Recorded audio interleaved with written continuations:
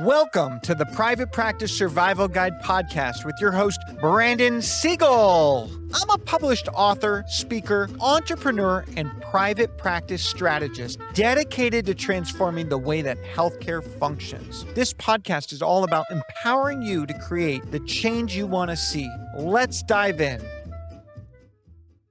Welcome back. In this episode, we're talking about defining DNA and core values for every employee in your organization. DNA, what are those strands? How do they align with core values? Like if you were going to string a tapestry that represented the employees in your organization, and every thread represented someone, what would it look like? What would the fabric be? How would it be woven? How would it be connected? How would it be paired? This is part of defining our DNA and our core values. So don't forget to define DNA and core values with your employees, not for them. And I bring this up because if I go and I pick up randomly a bunch of threads and I make it a tapestry, with no calculation, no input, no nothing, it's going to look pretty ugly. The buy-in of your organization will craft so much when your team helps formulate what that DNA looks like, what those core values are. So the first thing we need to do is we need to co-create our values with employees' input. Involve employees at all levels through workshops, surveys, focus groups to identify what defines the organization's identity, that purpose. And the purpose can't just be quality care. The purpose is greater. The purpose is to change a trajectory in the human condition in this relevancy of area through this approach, etc. Use collaborative tools to gather insights on behaviors, principles that employees value. What do they value? What do they not? So one of the things I always look at also is, some employees, I say, what are the things that turn you off? Because when we look at what upsets them, what doesn't work for them, we identify the values that they do appreciate. See, if I just say, what do you appreciate? They're like, oh, I evaluate good people, communication, all these generic things. But I'm like, what don't you like? Well, I don't like the word productivity. Okay. So remove productivity from our vocabulary. How do we replace that? How do we hold each other accountable in a similar synergistic way? Let's co-create those values so that the employees are feeling that tapestry is a byproduct of them, by them, for them, with them, etc. The next thing is we have to define clear, actionable values. So we took the co-create side, but when we're creating those actionable values, the purpose is one thing, but the values is another. Craft 3 to 5 core values that are specific, memorable, maybe they're tied to behaviors, own the outcome. Vague terms like integrity don't go far enough. So provide examples of how each value applies in daily work. Collaboration. Actively seek diverse perspectives in meetings. The outcome, employees understand how to live the values practically. So important that we create values that actually are not just generic, but that are meaningful, that do matter. So, authenticity and transparency for all is a value. How we communicate with our employees, how we communicate with our patients, when we communicate, the way that we create and foster and nurture fair, reasonable, value-driven, authentic communication that is transparent. How we embed those values in onboarding is crucial. Introduce the organization's DNA and values during onboarding with storytelling, sharing real examples of, hey, one of the values that we operate on is that we have to give back to our community beyond our service delivery. So we actually go out 4 times a year. You get a full 8-hour payday to go contribute to a nonprofit of the group's choosing, where we volunteer our time paid by the company to give back on a community level, because that is a value that is really important. Another example that some of you put as your value, we want to make care accessible. And this is what I hear a lot. We want to make care accessible. So then we look at that value and we say, okay, from that lens, what are the sacrifices for you to create this value? I need you to recognize we're going to take insurances that don't pay well. So by taking on this value proposition, not only are we taking on less profit, you're taking on less pay potential. Is that a value that you have, and do you have that capability to sacrifice pay in order to be part of an organization that is creating care on an accessible level, therefore reducing our revenue as a result? Depends on the capacity, but that's one example. We want to use interactive sessions and gamification to reinforce the understanding of our values, how that plays a part, what they're sacrificing, the way it is. How would we? So we have a value of always being transparent with our patients. Transparency is key. So here's a scenario. You're leaving our company. How do you bring that into the value proposition of the way it's communicated? Who's doing it? How are you doing it, et cetera? Like, these are things that are critical conversations. And sometimes a value is not always in the greatest good of that patient, because that patient hearing that the therapist is leaving because they want more money, to be honest, sometimes it makes the company look bad. Sometimes it makes the employee look bad. So understanding all of those is really important. But at the end of the day, we want new hires aligned with the culture from day one. That's why we're embedding values in onboarding. The next one is we want to integrate the values into performance systems. So tie core values to performance reviews, promotions, recognition programs, etc. The employee of the month for exemplifying the value of outcome-based care. You generated more discharge outcomes than anyone else. What are those core values and how do we tie them to performance? Provide regular feedback on how employees demonstrate those values in their work. The outcome of this is that the values become a measurable part of success. The next one, in order for us to define DNA and core values with our employees, we must have leadership as role models. See, in order for others to lead, they have to do the dirty work. I want to lead. I want to follow the person that is willing to go above and beyond. I don't want the person that's drinking mimosas at noon in their office. I might want to be that person, but I don't want to follow that person.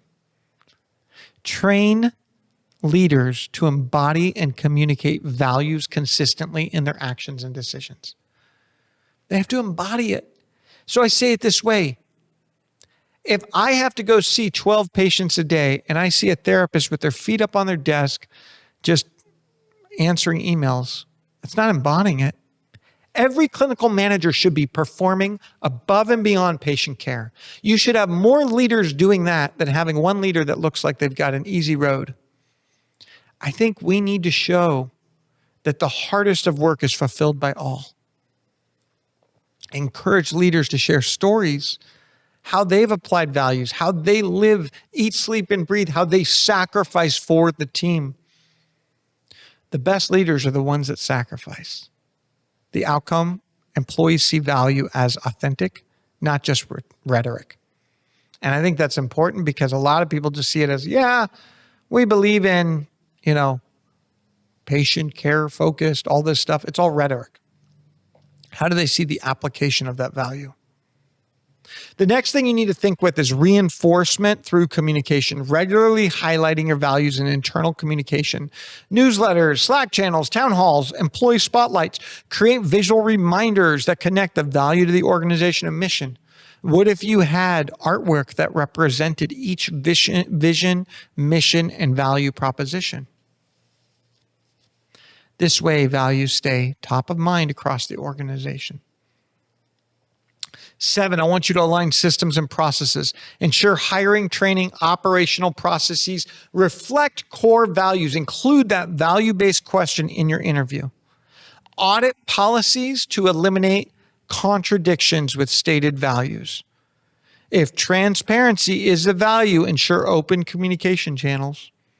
Because I'm going to be honest, if you want transparency for all, then you're allowing your employees to be transparent with other employees about their compensation, about why they're leaving, where they're leaving, all that. Be careful what you say is transparency as a value. I'm just giving an example because there's two sides of everything.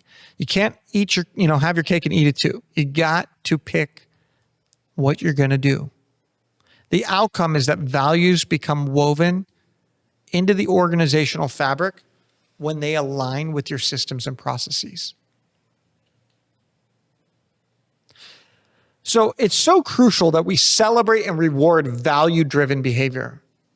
We often value production, but do we reward value-driven behavior? Publicly recognizing employees who represent going that extra mile. Hey, today, Jason represented team player. Jason not only conducted all of Jason's caseload, but went in and covered 3 extra caseloads for today, above and beyond the expectation to unite and support our patient demographic and be the team player. What if you had a team player award? What if you had each value had a reward that exemplifies someone on a quarterly basis and they get a $1,000 bonus if they win that for the quarter? Create that peer-to-peer recognition program where not only leadership's acknowledging, but other peers. So what if you had the values had a recognition every quarter? What if there was a peer-to-peer recognition and it got voted on? The outcome is positive reinforcement builds a culture of accountability. The next thing I want you to look at is regularly revisiting and evolving. Our DNA and our core values should be voted on annually. Every year we want to buy into our core values. I'm not saying change them, but I'm saying continue to make sure that people value it, that they identify it, that they're in alignment with it, that we're living, eating, sleeping, and breathing it. Conduct annual reviews of values to ensure they remain relevant as the organization grows or pivots. Solicit feedback via anonymous surveys to gauge how well values are lived and perceived. The outcome is that values will stay dynamic. They'll be aligned with the organization's current reality. Something that a lot of you forget to do is leveraging storytelling to build DNA. Share your origin story, your mission, your vision to define its unique DNA. And it's so interesting because when I hear this origin story, I'm going to tell you, one of my favorite movies in the last couple of years was the origin story of Transformers, the cartoon. And I didn't know I would like it. I went with my son and I loved it so much because there was an origin that I never existed. Now, as a kid, I loved Transformers. I'm not talking like Transformers like Mark Wahlberg Transformers. I'm talking like old school cartoon Transformers. I loved Transformers. So when I saw the origin of it, it made me appreciate what caused that divide. I recognized a story through 2 polarizing characters that really defined why the current was what it was in the story.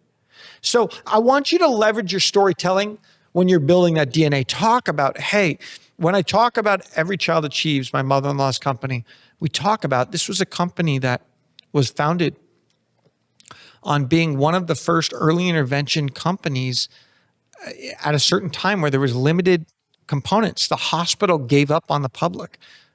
My mother-in-law was treating this demographic in the hospital, and the hospital no longer found it financially viable. And so she went home every night working on how she could create a side hustle to serve all of the patients that no longer were going to have care. And she recruited her best friends, and they would come and they would eat and be merry at her dining room table as they worked nights and weekends to shape the support of a group that lost all their services overnight. That was the origin story for Every Child Achieves. There are fundamentals and key values that were created on behalf of that origin story. And to this day, we eat, sleep, and breathe with that same purpose, that same intention, that same ability to continue to serve our community of underserved kids that need this care. But that storytelling is how we attract and build the DNA of today. That story is what creates and shares alignment with how people facilitate the mission, vision, and purpose from that origin story.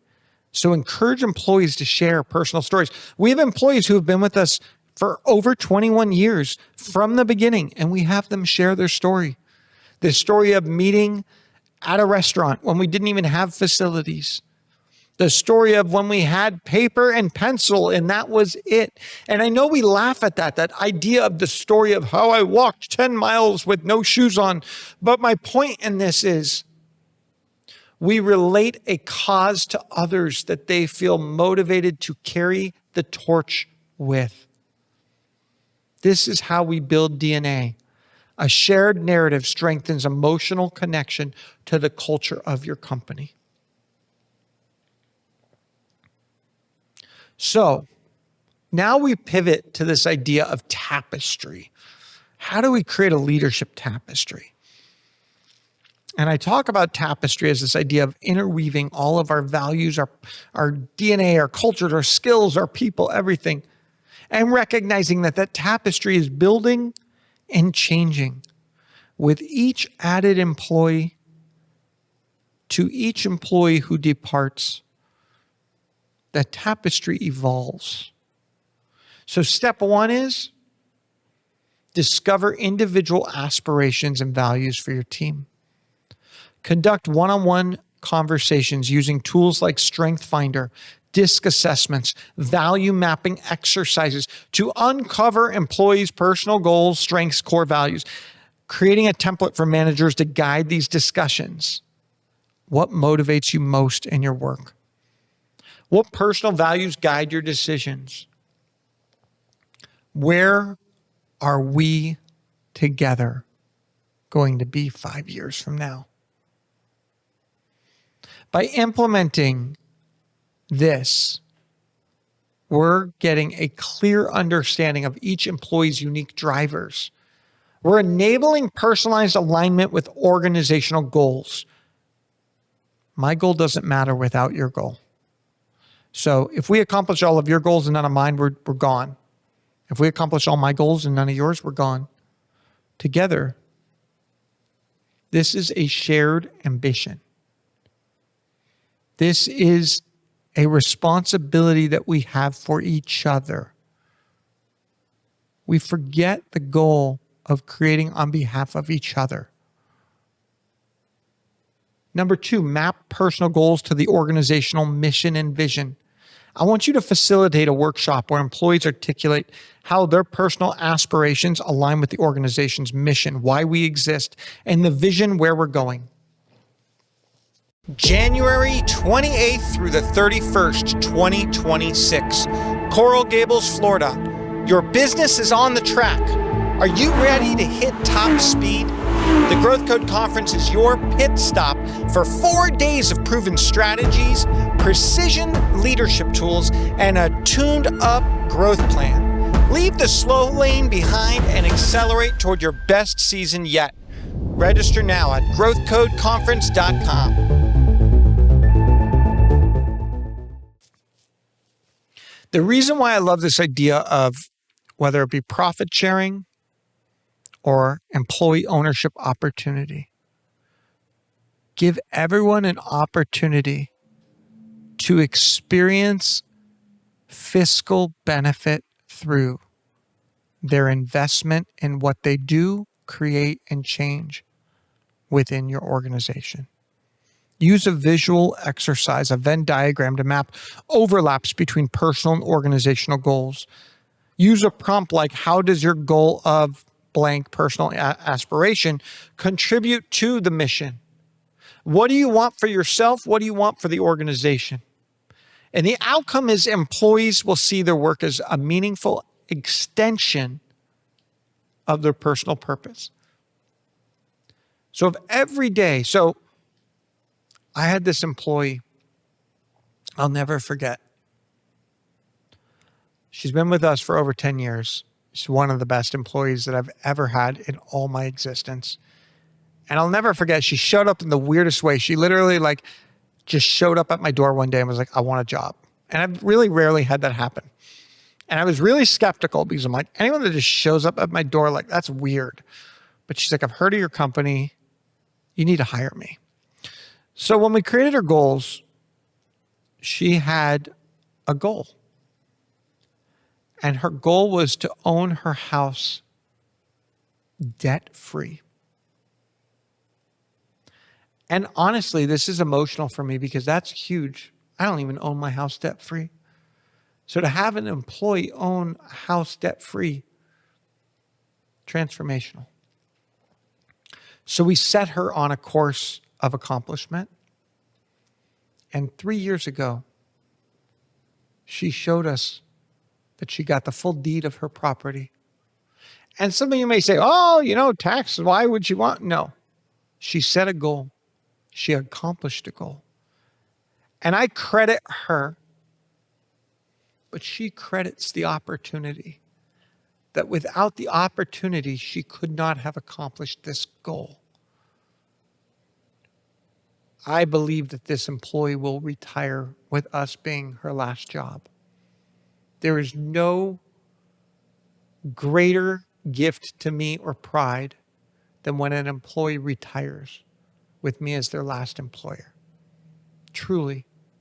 It means that we set a tapestry of accomplishment, cannot be changed.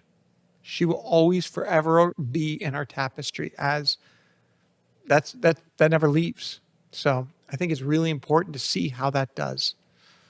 Number 3, I want you to embed core values in daily work. See, we forget this. It's not just about the task.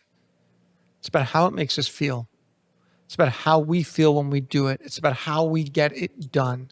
Train your employees to integrate their own core values and the organization's core values into their roles by creating value behavior guides. I'm going to say that again. Create a value behavior guide. For each core value that you hold as an organization, define 2 to 3 specific behaviors. So, innovation as a core value could be that a behavior is propose a new idea per quarter. Just an example. Encourage employees to identify how their personal values align with behaviors that they take on a daily basis. One of my values is to be prompt every day. It's just one of my own values. So the behavior is I always schedule myself 15 minutes before I am due anywhere. I do fail sometimes, but I try my best. Values become actionable, bridging personal and organizational identities. So an employee with a personal value of excellence aligns with the organizational value of quality by leading process improvements. Again, building off of this leadership tapestry. Number 4, align individual contributions to key goals. Break down organizational goals, revenue targets, customer satisfaction, service delivery, clinical outcomes into team and individual objectives, showing employees their direct impact.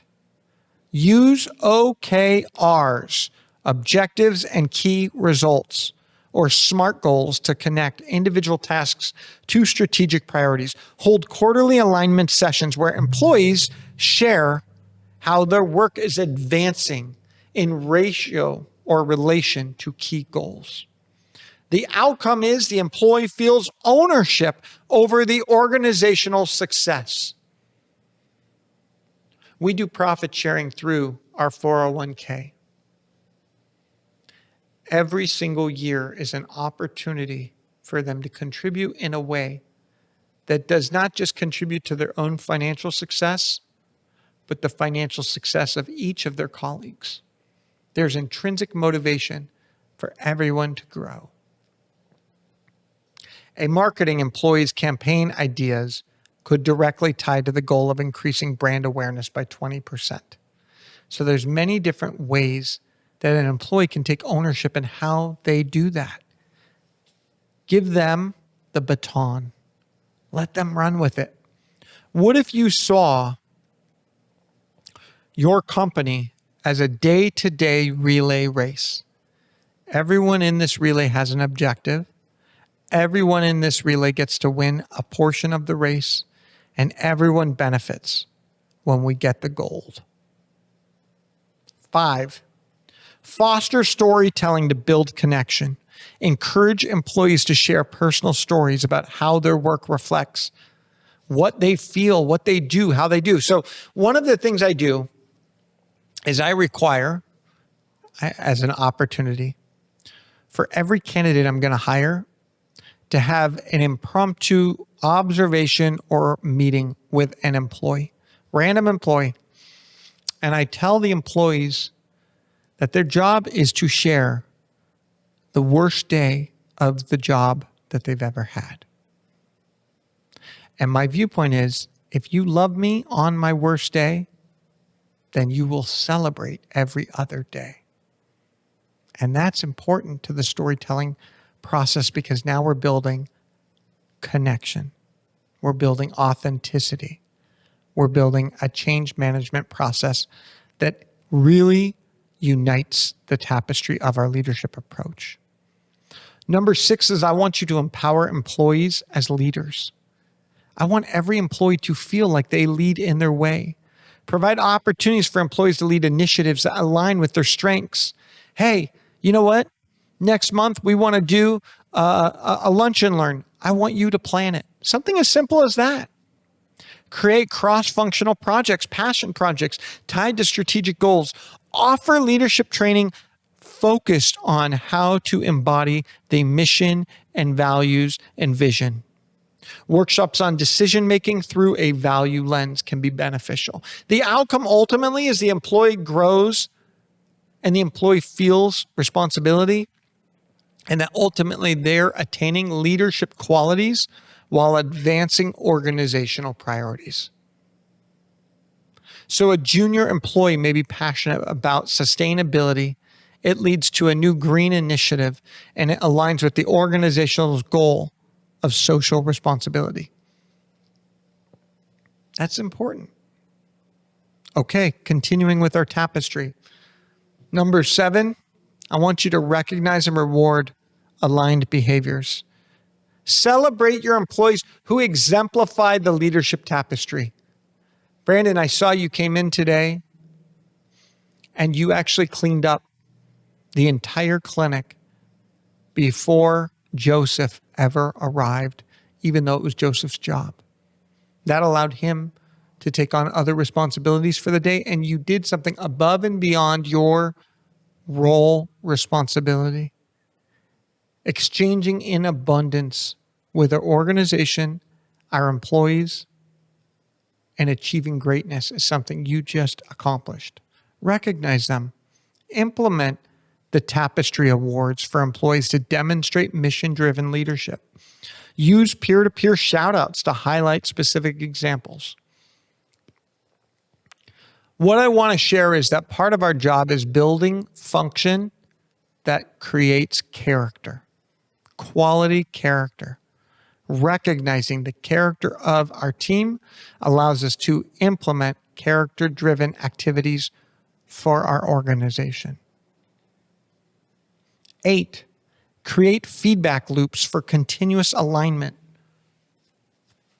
I need you to regularly check in with employees to ensure their personal goals and values remain aligned with your organization, how priorities are evolving, using pulse surveys, pulling people aside, asking questions, taking people for coffee here and there, and showing them that it's random. It's not consistent in the way of every Thursday I poll the same person. It's just, hey, different times, different places. We are continuing to remain dynamic and relevant.